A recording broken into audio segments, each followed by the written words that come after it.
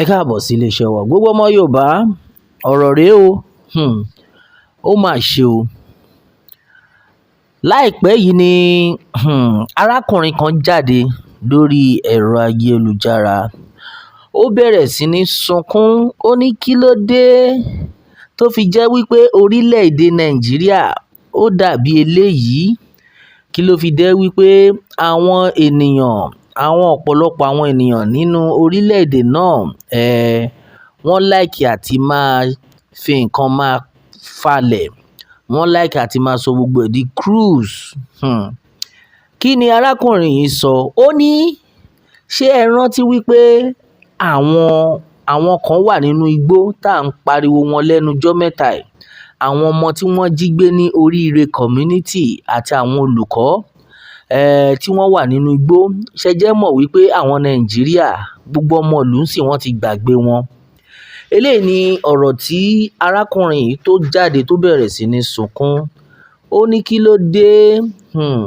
Ṣé wọ́n fi ṣe wá ni kó jẹ́ pé tá bá kàn ti rí nǹkan kékeré báyìí, ọ̀rọ̀ àkàrà àti àgbàdo tí ìyàwó ààrẹ tó sọ lẹ́yìn òun ni olúkálùkù tún wá ń tẹ̀lé báyìí. Wọ́n ti wá gbàgbé gbogbo àwọn ọmọ kéékèèké tí àwọn ajínigbé tí wọ́n jí gbé ní ìpínlẹ̀ Ọ̀yọ́. Gẹ́gẹ́ bí ọ̀gbẹ́ni ti ṣe sọ, ọ̀pọ̀lọpọ̀ àwọn èèyàn jáde sórí ọ̀rọ̀ yìí. Wọ́n dẹ̀ bẹ̀rẹ̀ sí ní sọ pé tòótọ́ mà ni. Kí ni ìjọba ń ṣe? Torí Ọlọ́run ẹ má jà gbàgbé àwọn arábí yìí o. Ẹ má jà gbàgbé àwọn ọmọdé yìí o. Olúkálùkù bẹ̀rẹ̀ sí wá ń sọ tiẹ̀. Lọ́wọ́ yìí oríṣiríṣi ni ó wá ń ṣẹlẹ̀. Lẹ́yìn tí àwọn ọmọdé yìí wọ́n ti lò about 48 days. Abẹ́ẹ̀ rí nǹkan bí? 48 days ni wọ́n ti lò. Now, ìbéèrè tí ọ̀pọ̀lọpọ̀ àwọn èèyàn wá ń béèrè báyìí ni wípé àwọn ọmọdé yìí àti àwọn olùkọ́ wọn ṣé wọ́n yìí wà láyé ṣá? Ṣé kò ń ṣe pé àwọn arábí yìí wọ́n ti gbé wọn lọ sí orílẹ̀-èdè míì? Nítorí pé nígbà tí olóyè Sunday Igboho wọnú igbó yẹn, a rí pé inú igbó yẹn tóbi tó jẹ́ wípé wọ́n ní pé wọ́n yẹ ṣàlàyé ibẹ̀ yẹn pé ó já sí Benin Republic. Tẹ́ bá tọ́ lọ ó já sí Niger State, ó já sí Cameroon. Igbó tẹ́ ń rí yẹn láti ìpínlẹ̀ Ọ̀yọ́ ó lọ káàkiri. Bá dẹ̀ ṣe ń wò yìí, ṣé kò ń ṣe pé wọ́n ti gbé àwọn ọmọ yìí lọ sí ìlú míì? Wọ́n ti lọ já wọn lẹ̀ sí orílẹ̀-èdè míì. Ó mà ṣe o. Ó mà ṣe o. Irú ìlú wo la ti wá bára wa báyìí? Ọ̀pọ̀lọpọ̀ àwọn èèyàn ni wọ́n jáde tí wọ́n ń sọ gbogbo ọ̀rọ̀ yìí wípé kí ni àwọn ìjọba kí ni wọ́n ń ṣe lórí ọ̀rọ̀ yìí. Gbogbo wa náà la rántí ohun tó ṣẹlẹ̀ ní Oríire community, ìyẹn Oríire local government ní ìpínlẹ̀ Ọ̀yọ́ nígbà tí àwọn arábí àwọn agbésùnmọ̀mí tí wọ́n jí àwọn olùkọ́ gbé àti àwọn ọmọ kéékèèké. Bá dẹ̀ ṣe ń bá yín sọ̀rọ̀ yìí, gbogbo ọ̀pọ̀lọpọ̀ àwọn èèyàn ni wọ́n ń pariwo nígbà yẹn pé báwo la fẹ́ ṣe. Olóyè Sunday Igboho gan gbìyànjú, ṣùgbọ́n lọ́wọ́ yìí ó wá dàbí ìgbà wípé ìgbìyànjú olúkálùkù ń sìn ó wá dàbí pé wọ́n ti fẹ́ fi sí pàbó. Gbogbo náà la rántí Very Dark Man náà jáde tó lọ sí ọ̀dọ̀ Ṣèyí Mákindé pé kan lè máa wò báyìí kí àwọn kan yìí máa lọ. Ṣùgbọ́n lọ́wọ́ ta ṣe ń sọ̀rọ̀ yìí ó wá dàbí pé olúkálùkù ti move on.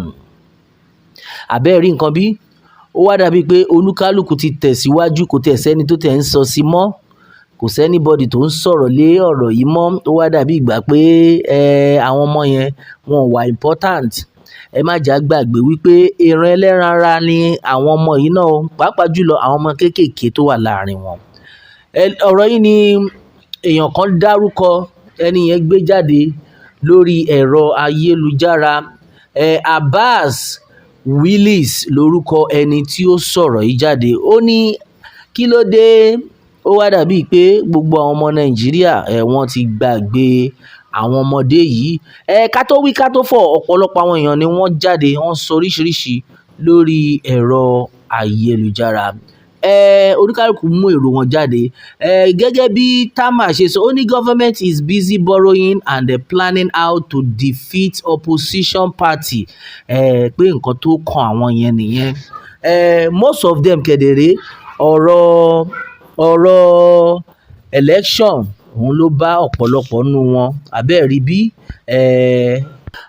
lọ́wọ́ yìí ọ̀pọ̀lọpọ̀ àwọn èèyàn ni wọ́n ń pariwo wípé bí gbogbo ẹ ṣe ń lọ yìí kí ìjọba kí wọ́n gbìyànjú kí wọ́n make sure wípé wọ́n release àwọn ọmọdé yìí pàápàá jùlọ àwọn ọmọ kéékèèké tí wọ́n wà láàrin wọn. Ẹnìkan tiẹ̀ ń jáde ó ní pé ẹ wo tí ìjọba bá tiẹ̀ mọ̀ pé okay o àwọn ò lè release tàwọn àgbàlagbà a mọ̀ pé àgbàlagbà làwọn yẹn ṣùgbọ́n àwọn ọmọ kéékèèké àwọn ọmọ bíi ọdún méjì àwọn ọmọ ọdún bíi mẹ́ta àwọn ọmọ ọdún mẹ́rin márùn-ún tí wọ́n wà láàrin àwọn ará bíi ẹ jọ̀ọ́ ẹ bá wa gba àwọn ọmọ yẹn lẹ̀ nítorí pé àwọn ọmọ yẹn ò mọ̀ kankan pé ẹ lè fi àwọn àgbàlagbà yẹn lẹ̀ o nítorí pé àwọn yẹn àwọn náà ni wọ́n dìbò fún ìjọba ẹ̀yin tẹ́ dìbò fún ìjọba náà ẹ máa mọ bẹ́ẹ̀ ṣe máa bá ìjọba sọ̀rọ̀ ṣùgbọ́n lórí ìtàwọn ọmọ yẹn àwọn ọmọ yẹn wọ́n kéré sí ọjọ́ orí tó jẹ́ pé wọ́n gbọ́dọ̀ wà ní àhámọ́ àwọn agbésùnmọ̀mí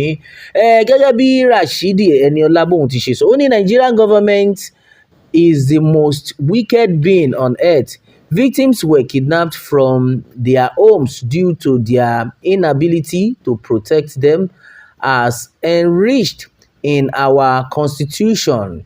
As if that is not enough, you claim the location have been identified and surrounded by security agencies. How long will they keep vigil? It is completely embarrassing to the country that after identifying where victims were out, security become helpless. If victims spy, their vigil will come to an end. Ọ̀rọ̀ rẹ o. Now bí gbogbo ẹ ṣe ń lọ ká má parọ́ ká má jalè. Àwọn wo ni wọ́n wà nídìí ọ̀rọ̀ yìí? Àwọn ìjọba kankan wọ́n mọ nǹkan tó ń lọ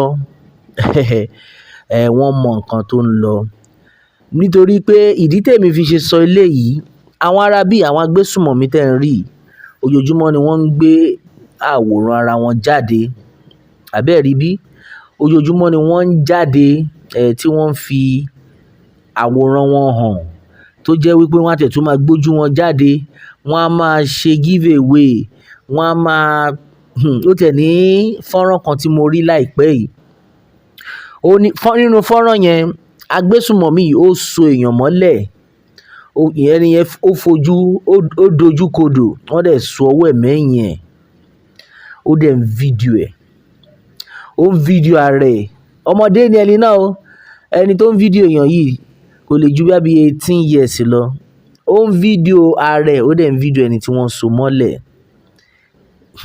èèyàn bíi tiẹ̀ gbogbo ẹ̀ wà ní everywhere so ṣé wọ́n fẹ́ sọ fún wa wípé àwọn ò lè tíráàkì ẹni yìí ṣùgbọ́n téèyàn kan bá ṣe kọ́mẹ́ǹtì lórí social media ẹ lè tíráàkì ẹ̀ délédélé ẹ lè mú mọ́lẹ̀ kí ló ń ṣẹlẹ̀ gangan náà wọ́n ti dárúkọ àwọn ọ̀pọ̀lọpọ̀ àwọn èèyàn tí wọ́n mọ̀ ń pa bó ṣe ń lọ ṣùgbọ́n síbẹ̀ àwọn eléyìí wọ́n tún pretend níbí pé kò sí kankan tó kàn wọ́n àfi kélédùmarè kó ṣàánú wa ni kélédùmarè ṣàánú wa ẹ̀yin èèyàn wa àní rí jù báyìí lọ lórí eléyìí kí ni èrò tiyín ẹ jọ̀ọ́ ẹ jẹ́ ká mọ̀ lórí comment section kí lẹ̀yin rò nípa bí gbogbo ẹ ṣe ń lọ because àwa gan mọ̀ pé ó ti sú àwọn èèyàn ṣùgbọ́n ẹ jẹ́ ká mọ ìròyìn lórí comment section dẹ̀ má gbàgbé láti subscribe sí Pilado World ẹ share ẹ like kó lè bá débi tó yẹ kó dé ó tún wá dìgbà míì o ọjọ́ míì ọjọ́ rẹ̀ ó dàbọ̀.